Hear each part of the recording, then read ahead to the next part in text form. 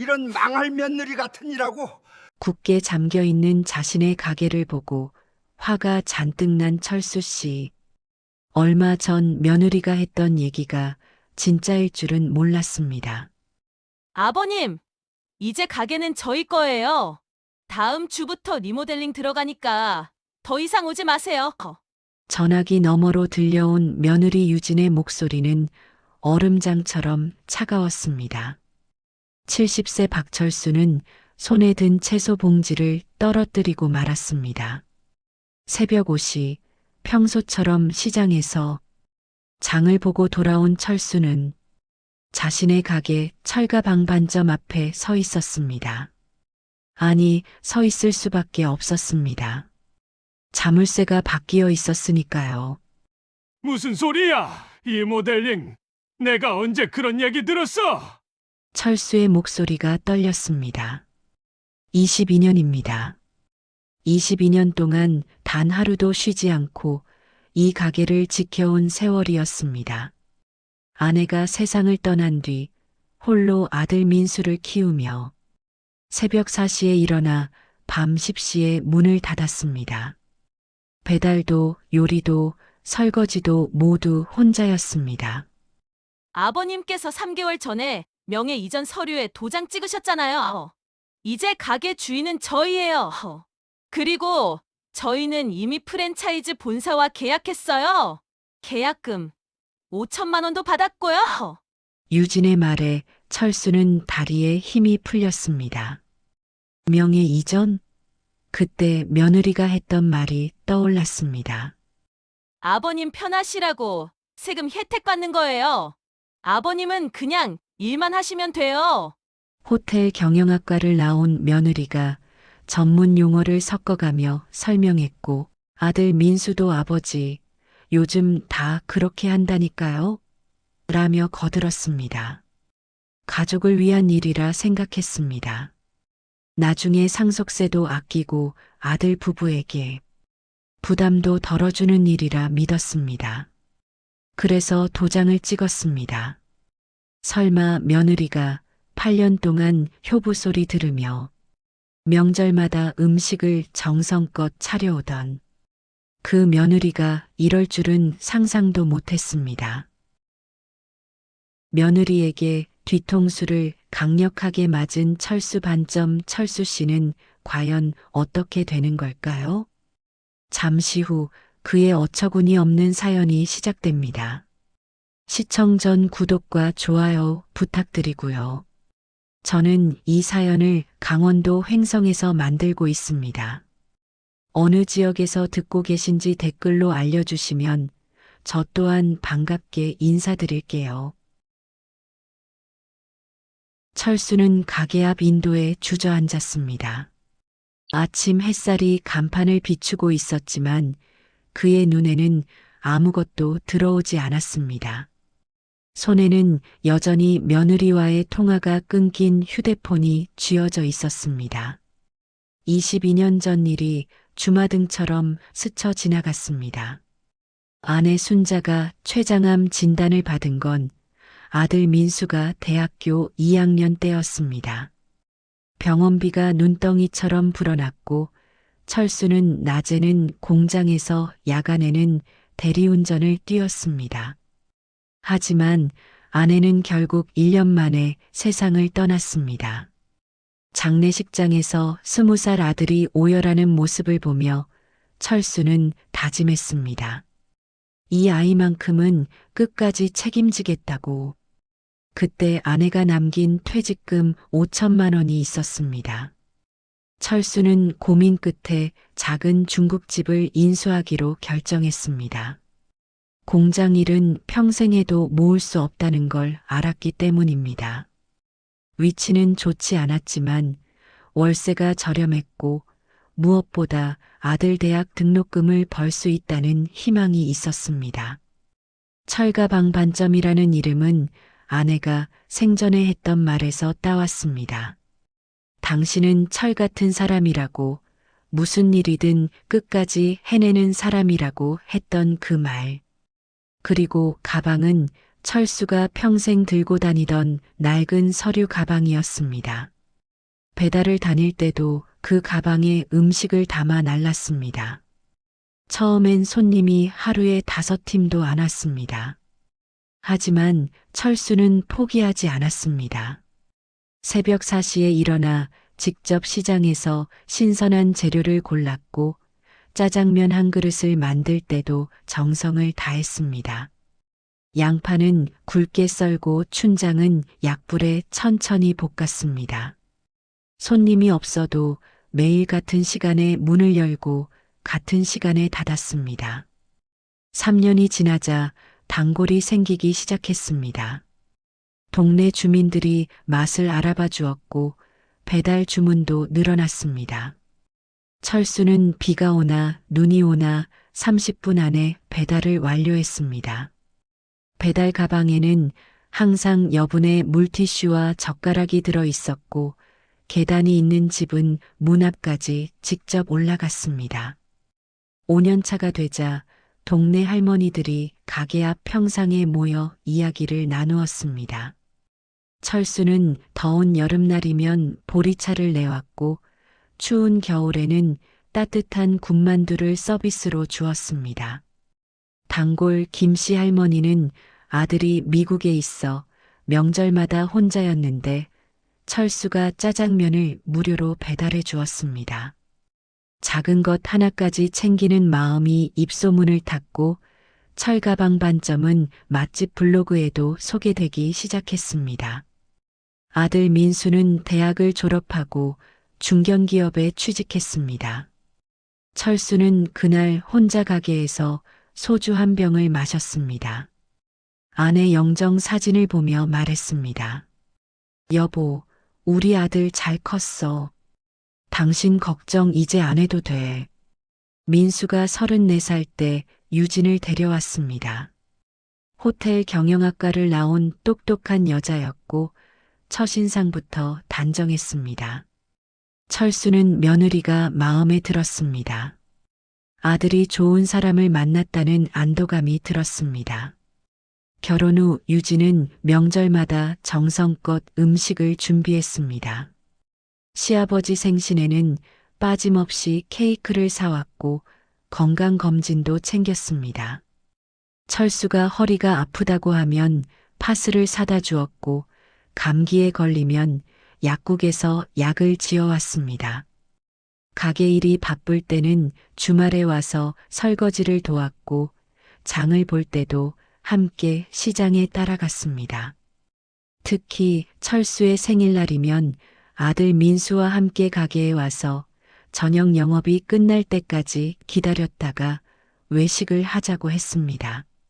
아버님 평생 일만 하시지 말고 이럴 때 좀 쉬세요. 유진의 그런 말에 철수는 가슴이 뭉클했습니다. 철수는 주변 사람들에게 자랑했습니다. 우리 며느리가 효부라고 요즘 같은 세상에 이런 며느리 만나기 힘들다고. 8년이 흘렀습니다. 철가방 반점은 이제 동네에서 소문난 맛집이 되어 있었습니다. 월 순수익은 300만 원 정도로 안정적이었고 단골 손님들은 철수 할아버지가 하는 중국집이라며 신뢰했습니다. 어떤 손님은 이사를 가고도 일부러 찾아와 짜장면을 먹었습니다. 그러던 어느 날 유진이 제안을 했습니다. 아버님, 이제 70세신데 언제까지 이렇게 힘들게 일하실 거예요? 가게 명의를 저희 명의로 바꾸면 세금 혜택도 있고 나중에 상속세도 절약된대요. 아버님은 그냥 편하게 일만 하세요. 철수는 처음엔 거절했습니다. 아직 내가 할 수 있는데 뭐하러 명의를 바꿔. 하지만 유진은 일주일에 한 번씩 같은 이야기를 꺼냈습니다. 세무사 상담도 받아왔다며 서류를 보여주었고 증여세 계산표까지 만들어 왔습니다. 지금 하면 공제 혜택으로 세금을 거의 안 내는데 나중에 하면 몇 천만 원 내야 한다고 했습니다. 유진은 또 다른 카드를 꺼냈습니다. 아버님 만약에 건강이 안 좋아지시면 어떡해요? 그때는 명예 이전도 못해요. 지금 미리 정리해 두시는 게 아버님한테도 좋고 저희한테도 좋아요. 저희가 아버님 재산 탐내서 그러는 거 아니에요. 아버님 노후 보장하려고 그러는 거예요. 아들 민수도 거들었습니다. 아버지, 유진이 말이 맞아요. 저도 회사 동료들한테 물어봤는데 미리미리 정리하는 게 좋대요. 나중에 세금 폭탄 맞으면 어떡해요. 철수는 흔들렸습니다. 아들 부부가 나를 위해서 걱정하는구나. 내가 나이 들어 판단력이 흐려진 건 아닐까? 요즘 젊은 사람들이 더 잘 알겠지. 유진은 서류를 가져왔습니다. 복잡한 법률 용어들이 빼곡히 적혀 있었지만 며느리가 친절하게 설명했습니다. 여기 도장만 찍으시면 돼요. 아버님 재산 보호하는 거예요. 저희가 아버님 못 살게 하겠어요? 그 말에 철수는 마음을 놓았습니다. 그렇지, 얘네가 나를 어떻게 하겠어. 8년 동안 효도하던 며느리인데. 철수는 도장을 찍었습니다. 2024년 8월 15일 광복절이었습니다. 명예 이전 후에도 한 달간은 모든 게 똑같았습니다. 철수는 새벽에 일어나 장을 보고 가게 문을 열었습니다. 손님들은 여전히 찾아왔고 철수는 여전히 짜장면을 볶았습니다. 아무것도 달라진 게 없어 보였습니다. 하지만 2달째부터 유진의 태도가 조금씩 변했습니다. 명절에 음식을 해오지 않았고 전화도 뜸해졌습니다. 철수는 며느리가 바쁜가 보다 생각했습니다. 아들한테 물어보니 회사 일이 많다고 했습니다. 3달째 되는 날 아침이었습니다. 철수가 평소처럼 시장에서 채소를 사고 가게로 돌아왔을 때 자물쇠가 바뀌어 있었습니다. 열쇠가 맞지 않아 당황하던 철수는 며느리에게 전화를 걸었습니다. 그리고 들은 말. 이제 가게는 저희 거예요. 다음 주부터 리모델링 들어가니까 더 이상 오지 마세요. 철수는 그제야 깨달았습니다. 명예 이전이 무엇을 의미하는지, 며느리의 진짜 속마음이 무엇이었는지, 22년 동안 쌓아온 모든 것이 한순간에 무너지는 기분이었습니다. 가슴이 답답해 숨을 쉬기조차 힘들었습니다. 철수는 한참을 그 자리에 앉아 있었습니다. 출근하는 사람들이 지나가며 이상하게 쳐다봤지만 신경 쓸 여유가 없었습니다. 손에 든 휴대폰을 다시 들여다봤지만 며느리의 차가운 목소리만 귓가에 맴돌았습니다. 아들 민수에게 전화를 걸었습니다.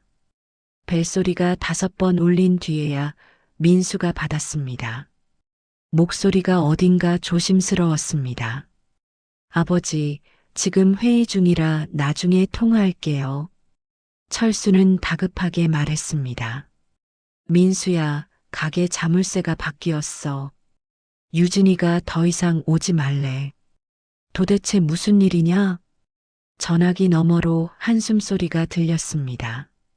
민수는 잠시 침묵하다가 말했습니다. 아버지, 죄송해요. 유진이가 프랜차이즈 본사랑 계약했어요. 저도 어제 알았어요. 계약금도 이미 받았다고 하더라고요. 철수는 귀를 의심했습니다. 프랜차이즈? 계약금? 민수야, 그게 무슨 소리야? 아버지한테 한마디 상의도 없이? 민수의 목소리는 더 작아졌습니다. 유진이 말로는 이게 가족을 위한 거래요. 프랜차이즈로 전환하면 수익이 2배는 늘어난대요. 저도 회사 그만두고 지점장으로 일할 수 있다고 했어요. 철수는 어이가 없었습니다. 그래서 22년 동안 아버지가 쌓아온 걸 하루아침에 무너뜨려도 되는 거냐? 민수는 대답 대신 또 침묵했습니다. 철수가 다시 물었습니다. 너도 찬성한 거냐? 민수의 대답은 철수의 가슴을 찔렀습니다. 아버지, 이제 가게는 법적으로 저희 거예요. 아버지께서 명예 이전하셨잖아요. 전화를 끊은 철수는 휴대폰을 떨어뜨릴 뻔했습니다. 명예 이전. 그 세 글자가 이런 의미였다니. 세금 혜택, 상속세 절감, 노후 보장. 그 모든 달콤한 말들이 거짓이었다는 걸 이제야 깨달았습니다. 철수는 비틀거리며 일어났습니다. 갈 곳이 없었습니다. 22년 동안 하루도 빠짐없이 새벽 4시에 일어나 이 가게로 출근했는데 이제 그 가게에 들어갈 수조차 없었습니다. 근처 공원 벤치에 앉아 멍하니 하늘을 바라봤습니다. 주머니를 뒤져보니 지갑에 3만 원이 있었습니다. 은행 앱을 열어보니 통장 잔액은 812만 원이었습니다. 평생 모은 돈을 가게 설비 투자에 다 쏟아부었기 때문입니다. 2년 전 주방 기구를 새로 산 것도, 작년에 에어컨을 설치한 것도 모두 이 가게를 위한 것이었습니다. 이제 와서 생각해보니 며느리가 명예 이전을 제안한 시기가 묘했습니다. 바로 주방을 새로 꾸민 직후였습니다. 가게가 깔끔해지고 단골도 늘어나던 시점. 유진은 그때를 노렸던 겁니다. 휴대폰이 다시 울렸습니다. 유진이었습니다. 손이 떨렸지만 전화를 받았습니다. 유진의 목소리는 아까보다 더 차가웠습니다. 아버님, 제 말 잘 들으세요. 프랜차이즈 계약 조건이 다음 주까지 리모델링 완료해요. 아버님이 가게에 남아 계시면 공사가 지연돼요. 당장 짐 정리하시고 나가주세요. 철수는 참았던 감정이 터졌습니다. 유진아, 너 지금 무슨 짓을 하는 거냐? 내가 널 얼마나 믿고 따랐는데. 유진은 비웃듯 말했습니다. 아버님, 세상이 그렇게 호락호락하지 않아요. 저희도 살아야죠. 아버님 혼자 벌어서 우리 가족 미래가 보장돼요? 민수는 회사 다니면서도 월급이 빠듯했습니다. 유진은 계속 말했습니다. 지금 이 가게 위치가 얼마나 좋은 줄 아세요? 프랜차이즈 본사에서 2억에 계약했어요. 계약금 5천만 원은 벌써 받았고 잔금 1억 5천은 오픈하면 들어와요. 이게 아버님 혼자 평생 벌어봐야 모을 수 있는 돈이에요? 철수는 말문이 막혔습니다. 돈. 결국 돈 때문이었습니다. 8년 동안 효부 노릇한 것도 생일마다 케이크를 사온 것도 모두 이 순간을 위한 계산이었던 겁니다. 유진이 마지막으로 말했습니다. 아버님 짐은 내일까지 빼주세요. 안 그러면 폐기물로 처리할 수밖에 없어요. 그리고 앞으로 가게 앞에 서성이지 마세요. 영업 방해예요. 전화는 뚝 끊겼습니다. 철수는 공원 벤치에서 일어나 다시 가게 앞으로 갔습니다. 유리창 안쪽으로 보이는 익숙한 풍경, 빨간 테이블과 의자, 벽에 걸린 메뉴판, 주방에 있는 중화솥, 모두가 철수의 손때가 묻은 것들이었습니다.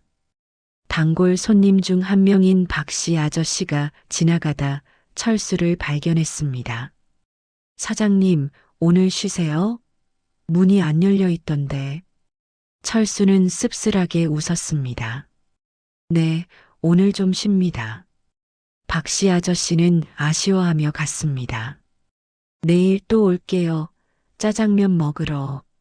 철수는 박씨 아저씨의 뒷모습을 보며 생각했습니다. 내일부터는 내가 만든 짜장면을 먹을 수 없겠구나. 단골 손님들이 하나둘 떠나가겠지. 프랜차이즈에서 만든 짜장면은 내 맛과 다를 테니까.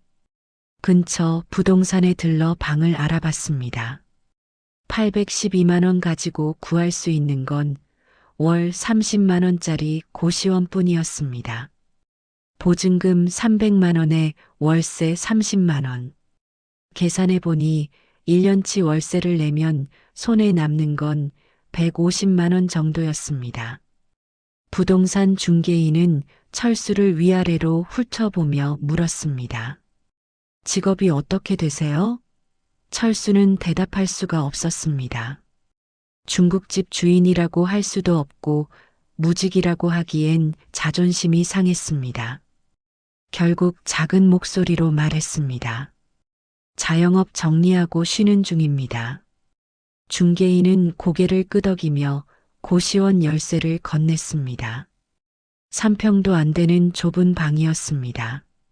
창문도 작고 침대와 책상만 겨우 들어갈 공간. 복도에서는 라면 끓이는 냄새와 담배 냄새가 섞여났습니다. 옆방에서는 큰 소리로 게임하는 소리가 들렸습니다. 22년 동안 가게를 운영하며 쌓은 게 결국 이것뿐이라는 게 허무했습니다. 아들을 대학 보내고 결혼까지 시켰지만 정작 자신은 이런 곳에서 여생을 보내야 한다니. 그날 저녁 철수는 가게로 돌아가 짐을 쌌습니다. 자물쇠는 바뀌었지만 뒷문 열쇠는 아직 있었습니다. 몰래 들어가 주방에 있던 개인 물건들을 챙겼습니다. 낡은 앞치마, 아내 사진이 들어있는 지갑, 단골 손님들 전화번호가 적힌 수첩, 주방 한 구석에 아내 순자의 작은 사진이 붙어 있었습니다. 철수는 그 사진을 떼어내며 중얼거렸습니다. 여보, 미안해. 내가 우리 아들 잘못 키운 것 같아. 아니면 며느리를 잘못 본 건가. 가게를 나서는 순간 눈물이 났습니다. 70세 노인이 한밤중에 가방 하나 들고 자신의 가게를 몰래 빠져나오는 모습. 이게 인생의 결말이라니. 이게 22년의 끝이었습니다. 고시원에 짐을 풀고 침대에 누운 철수는 잠을 이룰 수 없었습니다. 천장을 바라보며 생각했습니다. 이제 어떻게 살아야 하나. 70세의 일자리를 구하기는 하늘의 별 따기였습니다. 통장에 남은 150만 원으로는 5개월밖에 버틸 수 없었습니다. 새벽 4시가 되자 몸이 저절로 일어났습니다. 22년 동안 새벽 4시에 일어나 장을 보러 가던 습관. 하지만 갈 곳이 없었습니다. 고시원 창문으로 보이는 어두운 하늘을 바라보며 철수는 한숨을 쉬었습니다. 아침이 되자 철수는 동네를 걸었습니다. 발걸음이 자연스럽게 철가방 반점 쪽으로 향했습니다. 가게 앞에는 이미 공사 현수막이 걸려 있었습니다. 프랜차이즈 중국집 오픈 예정. 공사 기간 2주. 철수는 그 현수막을 보며 가슴이 무너졌습니다. 일주일이 지났습니다. 철수는 매일 구직 광고를 찾아봤지만 70세를 받아주는 곳은 없었습니다. 경비 일자리도 청소 일자리도 나이 제한이 65세였습니다. 몇몇 곳에 전화를 걸어봤지만 나이를 말하는 순간 전화가 끊겼습니다. 단골 손님 중 한 명인 김씨 할머니에게서 전화가 왔습니다. 사장님, 가게가 문을 닫았던데 어디 가신 거예요? 철수는 차마 진실을 말할 수 없었습니다. 잠깐 개인 사정이 있어서요. 김씨 할머니는 걱정스러운 목소리로 말했습니다. 사장님, 짜장면이 제일 맛있는데 언제 다시 여시나요? 그 말에 철수는 눈물이 났습니다. 20년 넘게 단골로 와주신 할머니. 명절마다 혼자 계신다고 짜장면을 무료로 배달해 드렸던 그 할머니.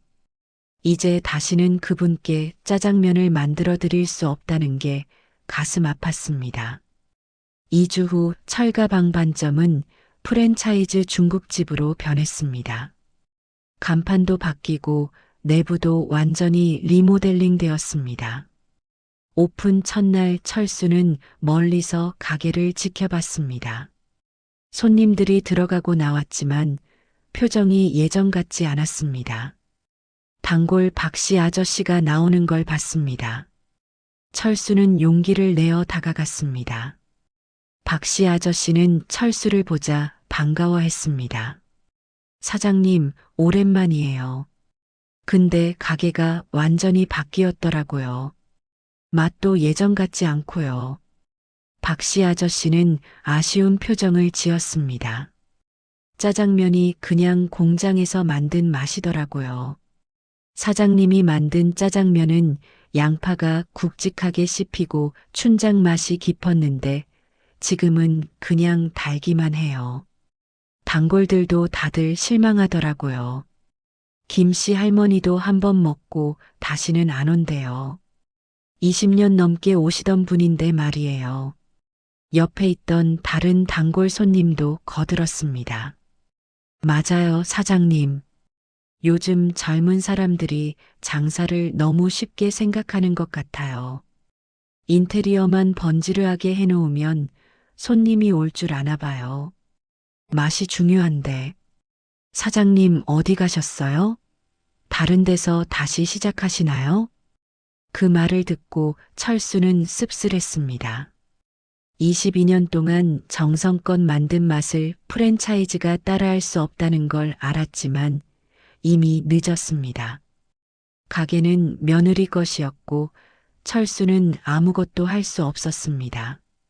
3주째가 되자 철수의 통장 잔액은 100만 원 아래로 떨어졌습니다.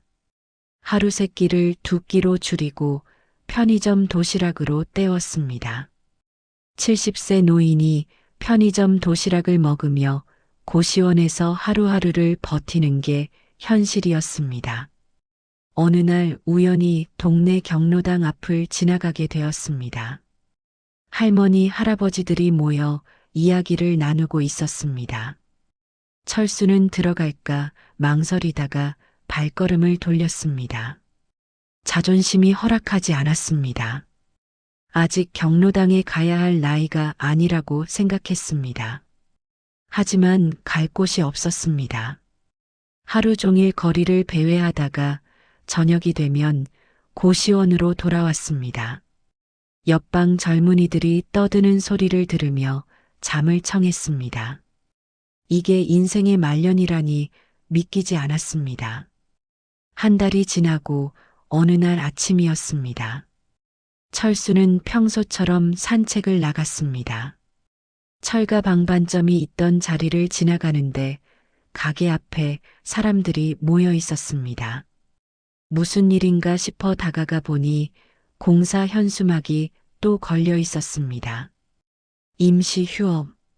지나가던 상인에게 물어보니 오픈한 지 한 달 만에 장사가 안 돼서 문을 닫았다고 했습니다. 단골들이 모두 떠나가고 맛없다는 소문이 퍼져서 새 손님도 안 온다고 했습니다. 프랜차이즈 본사에서는 추가 마케팅 비용을 요구했지만 며느리 유진이 감당할 수 없었던 겁니다. 철수는 묘한 기분이 들었습니다. 씁쓸하면서도 어딘가 위안이 되었습니다. 22년 동안 쌓아온 신뢰와 맛은 간판이나 인테리어로 대체할 수 없다는 걸 증명한 셈이었습니다. 며칠 뒤 민수에게서 전화가 왔습니다. 목소리가 많이 지쳐 있었습니다. 아버지, 죄송해요. 제가 잘못 판단했어요. 가게가 한 달 만에 망했어요. 프랜차이즈 본사에서는 계약 위반이라며 위약금을 요구하고 있어요. 철수는 조용히 물었습니다. 얼마나 되는데? 민수는 힘없이 대답했습니다. 위약금이 3천만 원이에요. 거기다 리모델링 비용 8천만 원도 대출받은 거라 이자가 계속 나가고 있어요. 회사도 그만뒀는데 다시 취직하기가 쉽지 않아요. 철수는 아무 말도 하지 않았습니다. 동정심이 들지도 않았고 도와주고 싶지도 않았습니다. 스스로 선택한 길이니 스스로 책임져야 한다고 생각했습니다. 민수가 조심스럽게 말했습니다. 아버지, 혹시 도와주실 수 있으세요? 철수는 쓴웃음을 지었습니다. 내가 뭘 도와줘? 나 지금 고시원 살면서 하루 두 끼 먹고 사는데 너희가 내 가게 빼앗아 갈 때 생각은 안 했냐? 민수는 할 말을 잃었습니다. 철수는 전화를 끊어버렸습니다. 처음으로 아들에게 화를 낸 것 같았습니다. 평생 참고 이해하며 살았지만 이번만큼은 참을 수 없었습니다. 그날 밤 철수는 창문을 열고 밤하늘을 바라봤습니다. 별이 몇 개 보였습니다. 아내 순자가 생각났습니다. 여보, 우리 아들 잘못 키운 것 같아. 돈 앞에서 아버지를 버리는 아들로 키운 게 내 잘못인가 봐. 하지만 뒤돌아서 생각해 보니 민수도 피해자일지 모른다는 생각이 들었습니다. 며느리 유진의 계산적인 성격에 휘둘린 것뿐이었습니다. 아내를 잃고 아버지마저 잃을 수 있다는 두려움에 유진 편을 들었을지도 모릅니다. 그래도 철수는 도와줄 수 없었습니다. 도와주고 싶어도 도와줄 돈이 없었습니다. 통장에 남은 돈은 70만 원. 이것마저 쓰면 정말 노숙자가 될 판이었습니다. 다음 날 철수는 동네 법률구조센터를 찾아갔습니다. 무료 상담이 가능하다는 안내문을 받기 때문입니다. 70만 원밖에 없는 상황에서 변호사를 선임할 여유는 없었지만 조언이라도 듣고 싶었습니다. 상담을 맡은 변호사는 40대 중반의 여성이었습니다. 철수의 이야기를 다 듣고 나서 그녀는 고개를 저었습니다. 명예 이전이 본인 의사로 이루어진 이상 법적으로 되돌리기는 어렵습니다. 다만 사기 혐의를 입증할 수 있다면 가능성이 있긴 합니다. 철수는 물었습니다. 사기 혐의요? 변호사는 설명했습니다. 며느리가 처음부터 가게를 빼앗을 목적으로 명예 이전을 유도했다는 걸 증명해야 합니다. 예를 들어 명예 이전 전부터 프랜차이즈와 접촉한 증거가 있다면 사기로 인정될 수 있어요. 하지만 그런 증거는 없었습니다. 유진은 치밀했습니다. 명예 이전 후 3개월 동안은 아무 표시도 내지 않았고 그 기간에 프랜차이즈와 모든 계약을 진행했습니다. 철수는 무력감을 느꼈습니다. 변호사는 위로하듯 말했습니다. 부당이득 반환 청구는 시도해 볼 수 있습니다. 하지만 소송 비용과 시간을 생각하면 현실적으로 어려우실 것 같네요. 차라리 다른 방법을 찾으시는 게 나을 것 같습니다. 철수는 법률센터를 나서며 허탈했습니다. 법은 약자의 편이 아니었습니다. 돈 있는 사람, 증거 있는 사람의 편이었습니다. 70세 노인이 며느리를 상대로 소송을 한다는 것 자체가 무리였습니다. 고시원으로 돌아가는 길에 철수는 공원 벤치에 앉았습니다. 노숙자처럼 보일까 두려웠지만 다리에 힘이 없었습니다. 옆 벤치에는 비슷한 나이대의 할아버지가 앉아 있었습니다. 그 할아버지도 힘없는 표정이었습니다. 두 사람은 말없이 앉아 있다가 철수가 먼저 말을 걸었습니다. 날씨가 좋네요. 할아버지는 고개를 끄덕였습니다. 그러게요. 이럴 때 산책하는 게 제일 좋죠. 이야기를 나누다 보니 그 할아버지도 비슷한 처지였습니다. 자식들한테 재산을 다 물려줬더니 요양원에 보내려 한다고 했습니다. 요양원 가기 싫어서 매일 공원에 나와 시간을 보낸다고 했습니다. 할아버지는 쓴웃음을 지으며 말했습니다. 늙으면 짐이 되는 거예요. 자식들한테 평생 자식 위에 산 게 뭐가 돼요. 결국 혼자 외롭게 죽는 거지. 철수는 그 말에 동의할 수밖에 없었습니다. 자신도 22년 동안 아들을 위해 살았지만 결국 고시원 신세였습니다. 두 노인은 한참 동안 말없이 앉아 있었습니다. 며칠 후 우연히 동네 슈퍼에서 단골 손님 김씨 할머니를 만났습니다. 할머니는 철수를 보자 반가워하며 다가왔습니다. 사장님, 어디 계셨어요? 연락이 안 돼서 걱정했어요. 철수는 차마 진실을 말할 수 없어 얼버무렸습니다. 잠시 쉬고 있어요. 김씨 할머니는 아쉬워했습니다. 사장님, 짜장면이 그리워요. 요즘 가게는 맛이 없어서 한 번 먹고 안 가요. 사장님은 언제 다시 가게 여세요? 철수는 대답 대신 웃기만 했습니다. 김씨 할머니는 철수의 표정을 보고 무언가 눈치챈 듯 했습니다. 혹시 무슨 일 있으세요? 저한테 말씀하세요. 철수는 고개를 저었습니다. 아니에요, 괜찮아요.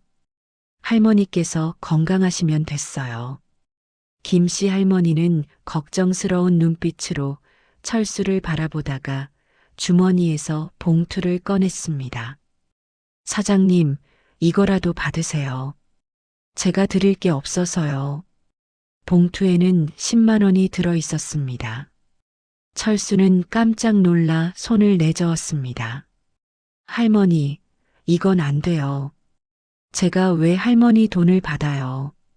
김씨 할머니는 고집스럽게 철수 손에 봉투를 쥐어주었습니다. 사장님이 저한테 얼마나 잘해주셨는데요. 명절마다 짜장면 공짜로 배달해 주시고, 이건 그 은혜를 갚는 거예요. 철수는 눈물이 났습니다. 22년 동안 장사하면서 손님들에게 정을 나눴던 게 이렇게 돌아오는구나. 가족은 돈 때문에 등을 돌렸지만 손님은 마음으로 기억해주고 있었습니다. 철수는 결국 김씨 할머니의 돈을 받았습니다. 거절하면 할머니가 더 서운해할 것 같았습니다. 할머니는 철수의 손을 꼭 잡으며 말했습니다. 사장님, 힘내세요. 좋은 날이 올 거예요. 그날 밤 철수는 10만 원을 책상 위에 놓고 한참 바라봤습니다. 이 돈이 며느리가 준 2억보다 더 소중하게 느껴졌습니다. 진심이 담긴 돈이었기 때문입니다. 다음 날 철수는 결심했습니다. 이대로 주저앉을 수는 없다고. 70세지만 아직 건강했습니다. 손은 거칠어도 요리는 할 수 있었습니다. 철수는 노트를 꺼내 계획을 적기 시작했습니다. 포장마차. 작은 포장마차를 시작하면 어떨까? 큰 가게는 못해도 포장마차 정도는 할 수 있을 것 같았습니다. 통장에 남은 70만 원에 김씨 할머니가 준 10만 원. 80만 원으로 중고 포장마차 기구를 살 수 있을지 알아봤습니다. 인터넷을 검색해 보니 중고 포장마차 세트가 50만 원 정도에 나와 있었습니다. 간단한 조리 도구와 테이블, 의자가 포함된 세트. 철수는 판매자에게 연락했습니다. 판매자는 60대 아저씨였습니다. 직접 만나서 물건을 확인한 철수는 흥정을 시도했습니다. 45만 원에 팔아주실 수 없나요? 아저씨는 철수의 사정을 듣고 고개를 끄덕였습니다. 알겠습니다. 어르신 힘내세요. 철수는 45만 원에 포장마차 세트를 샀습니다. 남은 돈 35만 원으로 식재료를 사고 허가를 받아야 했습니다. 포장마차 허가는 의외로 간단했습니다. 지정된 구역에서만 영업하면 됐고 월 사용료는 5만 원이었습니다. 구청 담당 공무원은 친절했습니다. 할아버지, 요즘 이 나이에 포장마차 시작하시는 분 드물어요. 힘드실 텐데 대단하세요. 철수는 씁쓸하게 웃었습니다. 살려고 하는 거죠 뭐. 공무원은 고개를 끄덕이며 서류를 처리해 주었습니다. 허가받은 구역은 지하철역 근처였습니다. 유동인구가 많아 장사가 될 것 같았습니다. 하지만 경쟁도 심했습니다. 이미 5개의 포장마차가 자리를 잡고 있었습니다. 철수는 구석 자리를 잡았습니다. 철수는 가게 이름을 정했습니다. 철수 포장마차. 간단하지만 진실한 이름. 간판도 직접 손으로 썼습니다. 22년 전 철가 방반점을 시작할 때처럼 설레면서도 두려웠습니다. 첫날 영업을 준비하며 철수는 생각했습니다. 이제 진짜 맨바닥에서 시작하는 거구나. 70세에 인생 2막을 여는 거구나. 하지만 두렵지 않았습니다. 적어도 이번에는 누구도 빼앗아갈 수 없는 나만의 것이었으니까. 철수 포장마차는 저녁 6시부터 새벽 2시까지 영업했습니다. 메뉴는 단순했습니다. 짜장면, 짬뽕, 탕수육.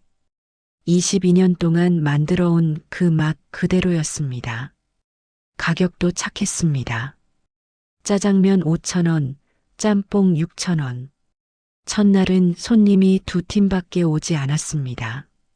낯선 포장마차에 사람들은 관심이 없었습니다. 하지만 철수는 포기하지 않았습니다. 정성껏 짜장면을 만들어냈고 손님들은 맛에 놀랐습니다. 포장마차 치고는 맛이 엄청나다고 했습니다. 저녁 9시가 넘어서야 3번째 손님이 왔습니다. 회사원으로 보이는 30대 남자였습니다. 피곤한 표정으로 짜장면을 주문했습니다. 철수는 평소처럼 양파를 굵게 썰고 춘장을 약불에 천천히 볶았습니다. 면은 직접 삶아 찬물에 헹궜습니다. 손님은 한 입 먹더니 표정이 달라졌습니다. 사장님, 이거 진짜 맛있는데요? 어디서 배우셨어요? 철수는 웃으며 대답했습니다. 22년 했어요. 손님은 감탄하며 그릇을 비웠습니다. 내일 또 올게요. 둘째 날도 마찬가지였습니다. 손님이 적었지만 온 손님들은 만족했습니다. 어떤 손님은 사진을 찍어 SNS에 올렸습니다. 지하철역 포장마차인데 맛이 웬만한 중국집보다 낫다고. 일주일이 지나자 입소문이 나기 시작했습니다. SNS를 보고 온 젊은 손님들이 늘었고 맛을 본 사람들은 또 왔습니다. 철수는 매일 새벽 4시에 일어나 시장에서 신선한 재료를 샀습니다. 22년 동안 해온 습관이었습니다. 시장 상인들도 철수를 기억했습니다. 철가 방반점 사장님 아니세요? 포장마차 시작하셨다며요? 철수는 웃으며 고개를 끄덕였습니다. 상인들은 좋은 재료를 골라주며 응원해 주었습니다. 어느 날 익숙한 얼굴이 포장마차에 왔습니다. 단골 박씨 아저씨였습니다. 박씨 아저씨는 철수를 보자 깜짝 놀랐습니다. 사장님, 여기서 뭐 하세요? 철수는 담담히 대답했습니다. 보시다시피 장사하고 있어요. 박씨 아저씨는 자리에 앉으며 안타까워했습니다. 철가 방반점은 어떻게 된 거예요? 철수는 간단히 설명했습니다. 며느리한테 명의를 넘겼더니 프랜차이즈로 바꿔버렸어요. 그래서 이렇게 다시 시작한 거죠. 박씨 아저씨는 화가 난 표정이었습니다. 그게 말이 돼요? 22년 동안 하신 가게를 그렇게 빼앗아? 철수는 어깨를 으쓱했습니다. 이미 지나간 일이에요. 지금은 이렇게라도 장사할 수 있어서 다행이죠. 박씨 아저씨는 짜장면을 먹으며 감탄했습니다. 맛은 똑같네요. 아니, 더 맛있는 것 같아요. 철수는 웃었습니다. 재료를 더 좋은 걸로 쓰니까요. 이제는 남한테 빼앗길 것도 없고 내 맘대로 할 수 있어요. 박씨 아저씨는 다음날 친구들을 데려왔습니다. 철가방반점의 단골들이었습니다. 그들은 철수를 반가워하며 포장마차를 응원했습니다. SNS에도 소문을 퍼뜨려 주겠다고 했습니다. 2주가 지나자 포장마차는 매일 만석이었습니다. 좁은 공간에 손님들이 빼곡히 앉아 짜장면을 먹었습니다. 철수는 혼자 요리하고 서빙하고 설거지까지 했습니다. 몸은 고됐지만 마음은 편했습니다. 하루 매출이 20만 원을 넘기 시작했습니다. 식재료비와 각종 비용을 제외하면 하루 순수익이 10만 원 정도였습니다. 한 달이면 300만 원. 철가방반점 때와 똑같았습니다. 어느 날 저녁 손님 중에 낯익은 얼굴이 있었습니다. 김씨 할머니였습니다. 할머니는 철수를 보자 눈물을 글썽였습니다. 사장님, 여기 계셨군요. 소문 듣고 찾아왔어요. 철수는 할머니를 반갑게 맞이했습니다. 할머니, 어떻게 여길 찾아오셨어요? 김씨 할머니는 웃으며 말했습니다. 동네 사람들이 다 알아요. 철수 사장님이 포장마차 하신다고. 맛은 여전하시대요. 할머니는 짜장면을 먹으며 만족해 했습니다. 역시 사장님 짜장면이에요. 이 맛이에요. 프랜차이즈는 뭐가 맛있다고 장사를 하는지 모르겠어요. 철수는 고맙다고 했습니다. 할머니 덕분에 다시 시작할 수 있었어요. 한 달 후 통장 잔액은 350만 원이 되었습니다. 고시원 월세를 내고도 여유가 생겼습니다. 철수는 하루 세 끼를 제대로 먹을 수 있게 되었습니다. 70세에 다시 일어선 거였습니다. 하지만 며느리 유진은 가만히 있지 않았습니다. 어느 날 포장마차에 유진이 나타났습니다. 표정이 험악했습니다. 아버님, 지금 뭐 하시는 거예요? 우리 가게 단골들 다 빼가시는 거예요? 철수는 냉정하게 대답했습니다. 내 단골이지 너희 단골이 아니야. 22년 동안 내가 만든 신뢰를 내가 무슨 자격으로 가져가려고 해? 유진은 당황했습니다. 하지만 법적으로 가게는 저희 거예요. 아버님이 경쟁업체를 하시면 안 돼요. 철수는 비웃었습니다. 경쟁업체? 포장마차가 프랜차이즈랑 무슨 경쟁이 돼? 내가 장사를 제대로 했으면 손님들이 떠나지 않았을 거야. 맛없는 짜장면 파는 주제에 무슨 소리야. 유진은 할 말을 잃었습니다. 실제로 프랜차이즈 가게는 한 달 만에 문을 닫았고 추가 비용만 계속 들어가는 상황이었습니다. 위약금의 대출 이자까지 감당하기 힘들었습니다. 유진이 마지막으로 말했습니다. 아버님, 우리 좀 도와주세요. 저희 지금 정말 힘들어요. 집도 팔아야 할 것 같아요. 철수는 고개를 저었습니다. 내가 선택한 길이야. 스스로 책임져. 나도 내 인생 살기 바빠. 유진은 돌아섰습니다.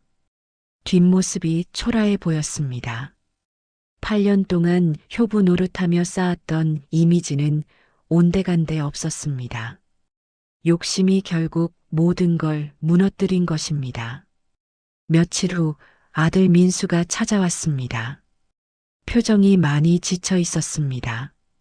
아버지, 죄송해요. 제가 정말 잘못했어요. 철수는 짜장면을 만들며 물었습니다. 그래서 뭐 어쩌자고? 민수는 조심스럽게 말했습니다. 저 여기서 일 좀 도와드리면 안 될까요? 월급 안 받아도 돼요. 그냥 설거지라도 할게요. 철수는 손을 멈추고 아들을 바라봤습니다.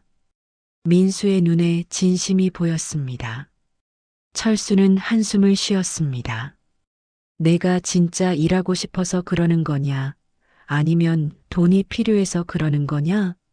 민수는 고개를 숙였습니다. 둘 다요. 하지만 진짜 아버지께 잘못한 거 뉘우치고 있어요. 철수는 대답하지 않았습니다. 아직 용서할 준비가 되지 않았습니다. 배신의 상처가 너무 깊었습니다. 하지만 아들의 뒷모습을 보며 마음 한구석이 흔들렸습니다. 민수는 포장마차 앞에서 한참을 서 있다가 고개를 숙이고 돌아갔습니다. 다음 날부터 민수는 매일 포장마차에 나타났습니다. 말없이 빈 그릇을 치우고 설거지를 했습니다. 철수는 아무 말도 하지 않았지만 막지도 않았습니다. 민수는 저녁 6시부터 새벽 2시까지 포장마차에서 일했습니다. 일주일이 지났습니다. 민수는 말없이 일만 했습니다. 손님들은 처음엔 궁금해했지만 곧 익숙해졌습니다. 어떤 손님은 부자가 함께 일하는 모습이 보기 좋다고 했습니다. 철수는 대답하지 않았습니다. 민수는 점점 일을 배워갔습니다. 설거지뿐만 아니라 재료 손질도 도왔고 주문도 받았습니다. 손님들은 민수를 친절하다고 칭찬했습니다. 민수는 아버지가 22년 동안 얼마나 힘들게 일했는지 몸으로 느꼈습니다. 어느 날 새벽 영업을 마치고 정리하는데 민수가 말했습니다. 아버지, 정말 죄송해요. 제가 얼마나 큰 실수를 했는지 이제야 알겠어요.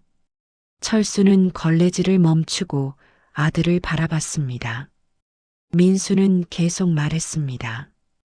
유진이가 프랜차이즈 하면 돈 많이 번다고 했어요. 저도 회사 그만두고 지점장 하면 편하게 살 수 있다고 했고요. 근데 장사가 이렇게 힘든 줄 몰랐어요. 아버지는 22년 동안 혼자 이걸 하셨잖아요. 철수는 한숨을 쉬었습니다. 늦었어. 이미 다 지나간 일이야. 민수는 고개를 숙였습니다. 제가 가게를 되찾을 방법을 찾고 있어요. 변호사도 만나봤는데 어렵긴 하지만 불가능하진 않대요. 철수는 고개를 저었습니다. 그럴 필요 없어. 나는 이제 이 포장마차가 좋아. 누구한테도 빼앗기지 않잖아. 민수는 아버지의 말에 가슴이 아팠습니다. 자신들 때문에 아버지가 가게를 빼앗겼다는 죄책감이 밀려왔습니다. 2주가 더 지났습니다.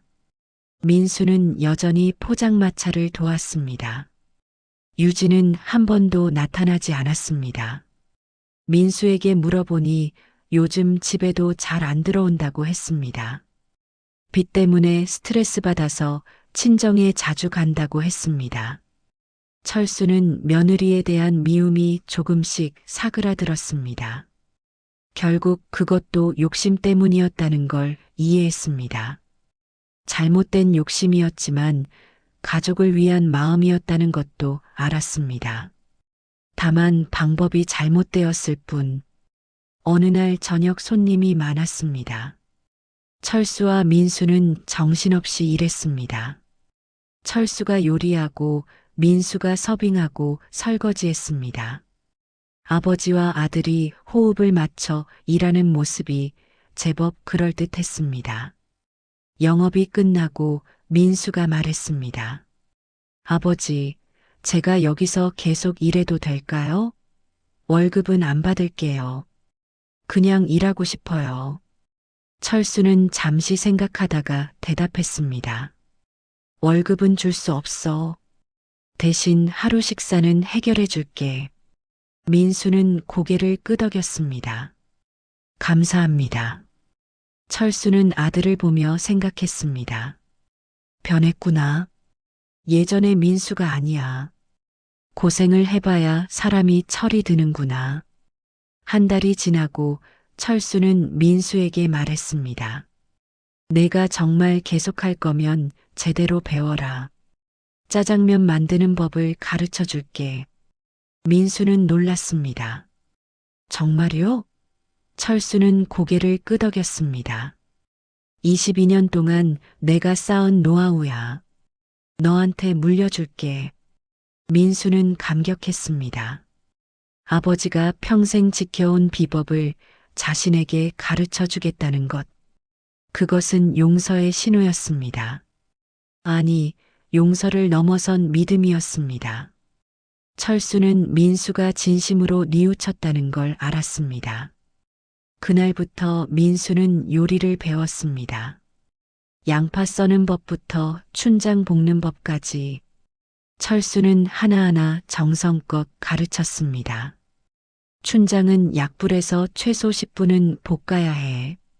그래야 쓴맛이 사라지고 단맛이 나. 양파는 굵게 썰어야 식감이 살아. 너무 잘게 썰면 물이 나와서 맛없어. 민수는 진지하게 배웠습니다. 아버지의 손끝에서 나오는 맛의 비밀을 알고 싶었습니다. 매일 저녁 손님들을 받으면서 아버지가 얼마나 섬세하게 요리하는지 보았습니다. 단순해 보이는 짜장면 한 그릇에도 22년의 노하우가 담겨 있었습니다. 어느 날 단골 손님 김씨 할머니가 왔습니다. 할머니는 민수를 보고 놀랐습니다. 아드님이시죠? 여기서 같이 일하시네요. 민수는 부끄러워하며 인사했습니다. 네, 아버지 일 돕고 있어요. 김씨 할머니는 흐뭇해했습니다. 부자가 함께 일하니 보기 좋네요.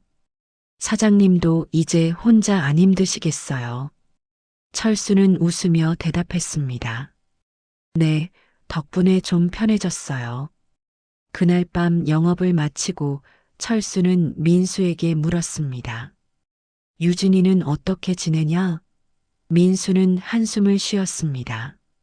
많이 힘들어해요. 빚이 1억이 넘어가서 집도 팔아야 할 것 같대요. 철수는 안타까웠습니다. 며칠 후 유진이 포장마차에 나타났습니다. 예전의 당당한 모습은 온데간데 없었습니다. 초췌한 얼굴에 눈가가 부어 있었습니다. 아버님, 정말 죄송합니다.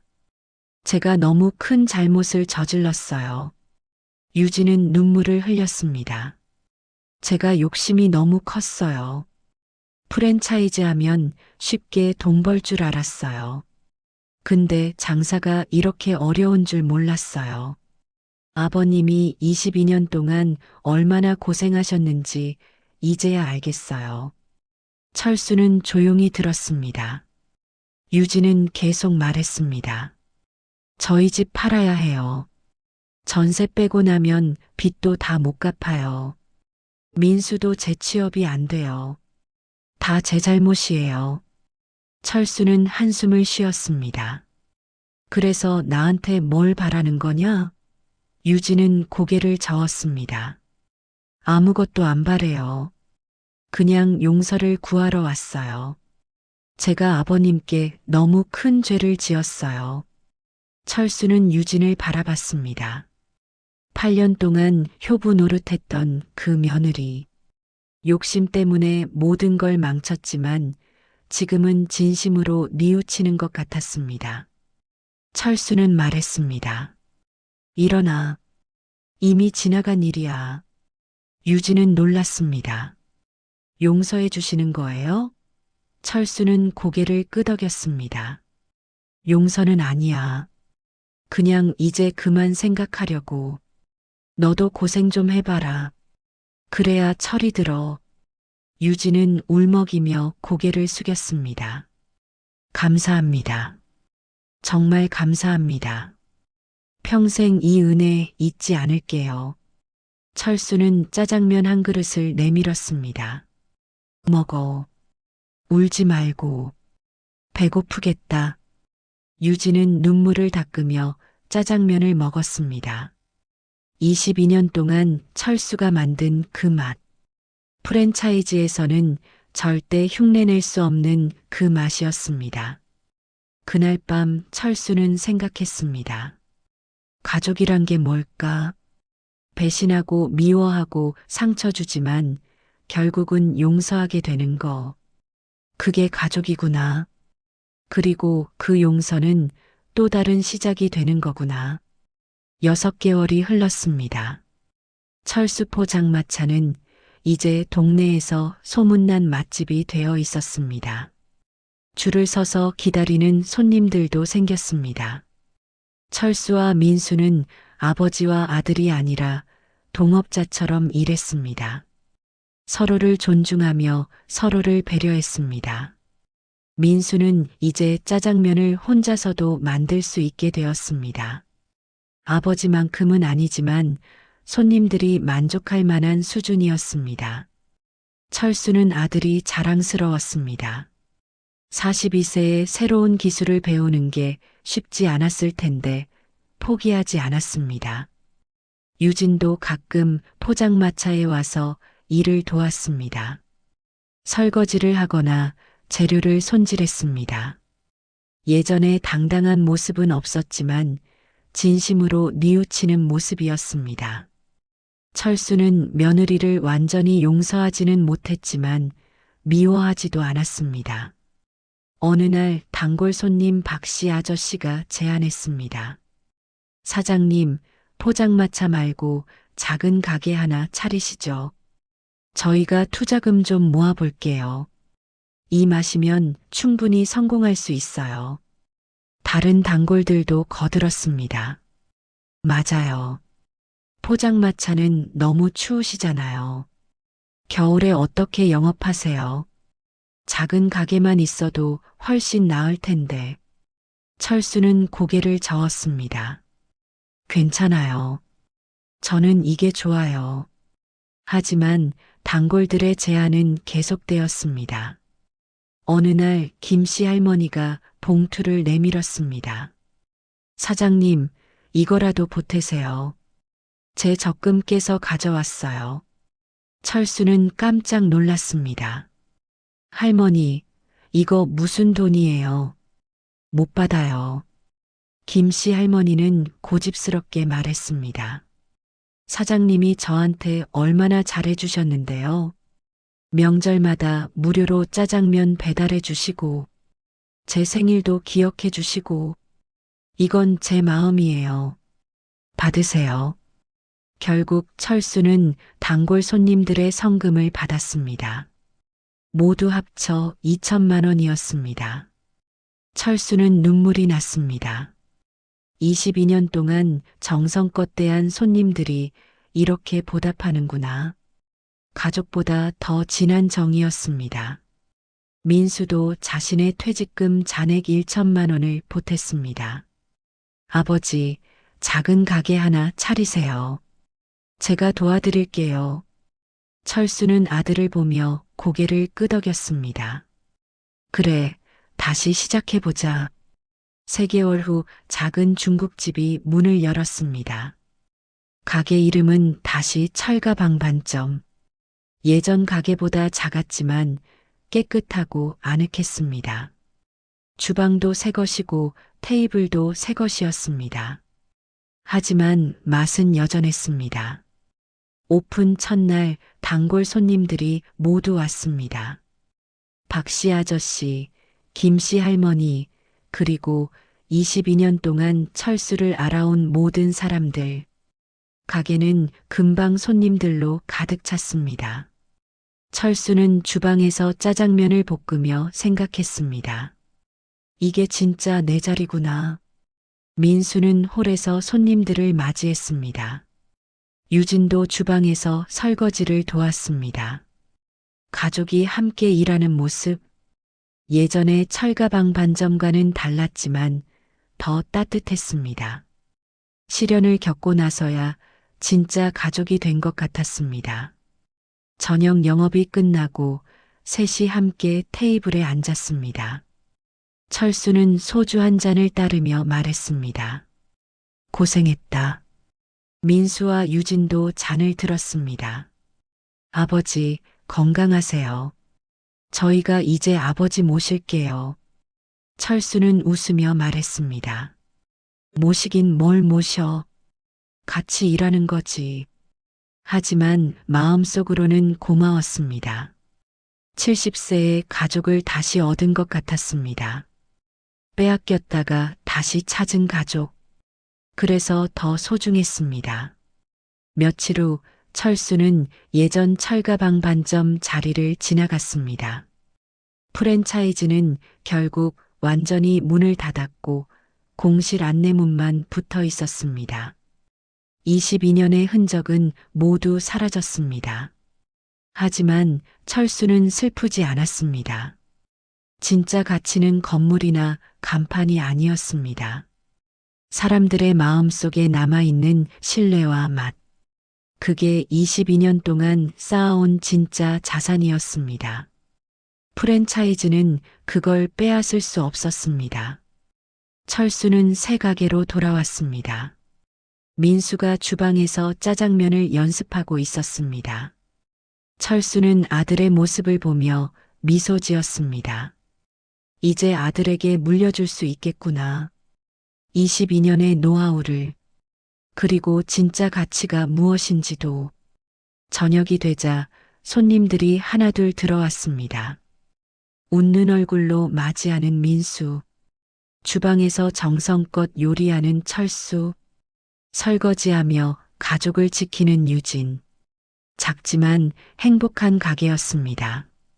그날 밤 문을 닫고 철수는 아내 순자의 사진을 꺼냈습니다. 새 가게 벽에 걸어두기 위해 가져온 것이었습니다. 사진 속 아내는 여전히 밝게 웃고 있었습니다. 철수는 사진을 보며 말했습니다. 여보, 우리 다시 시작했어. 힘들었지만 이겨냈어. 우리 아들도 철이 들었고 며느리도 변했어. 이제 진짜 가족이 됐어. 당신 걱정 안 해도 돼. 민수가 다가와서 사진을 같이 보았습니다. 엄마가 보고 싶네요. 철수는 아들의 어깨를 두드렸습니다. 엄마는 항상 우리를 지켜보고 계셔. 그러니까 더 열심히 살아야지. 다음 날 아침 철수는 새벽 4시에 일어났습니다. 22년 동안 해온 습관.